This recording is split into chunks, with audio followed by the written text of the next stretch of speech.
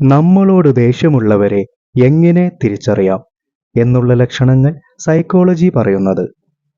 നിങ്ങളോട് ദേഷ്യമുള്ളവർ അവരുടെ മനസ്സിൽ നിങ്ങളെ ഒരു ശത്രുവായി പ്രഖ്യാപിച്ചു കഴിഞ്ഞിരിക്കുന്നു.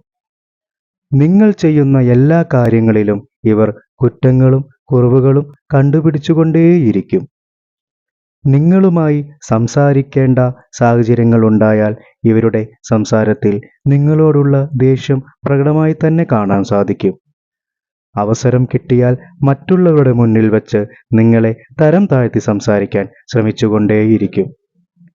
നിങ്ങൾ എന്തെങ്കിലും കാര്യങ്ങൾ ചെയ്യാൻ പറഞ്ഞാൽ ആ ചെയ്യുന്ന പ്രവൃത്തിയിൽ നിങ്ങളോടുള്ള ദേഷ്യം ഇവർ കാണിക്കും. നിങ്ങൾ എന്തെങ്കിലും വിലപിടിപ്പുള്ള വസ്തുക്കൾ വാങ്ങുന്ന വിവരം അറിഞ്ഞാൽ അത് സ്വന്തമാക്കാനോ അതിന് കഴിഞ്ഞില്ലെങ്കിൽ നിങ്ങൾ വാങ്ങുന്നത് തടയാനോ ഇവർ ശ്രമിക്കും. നിങ്ങളോട് സംസാരിക്കേണ്ട സാഹചര്യമുണ്ടായാൽ മുഖത്തു നോക്കാതെ ഇത്തരക്കാർ കൂടുതലും സംസാരിക്കും.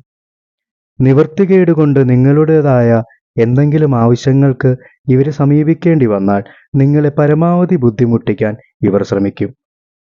നിങ്ങൾക്കെന്തെങ്കിലും ദുഃഖമുണ്ടാകുമ്പോൾ ഇത്തരക്കാർ സന്തോഷിക്കുന്നു എന്നത് അവരുടെ സംസാരം, പെരുമാറ്റം, മുഖഭാവം എന്നതിൽ നിന്ന് വായിച്ചെടുക്കാൻ സാധിക്കും.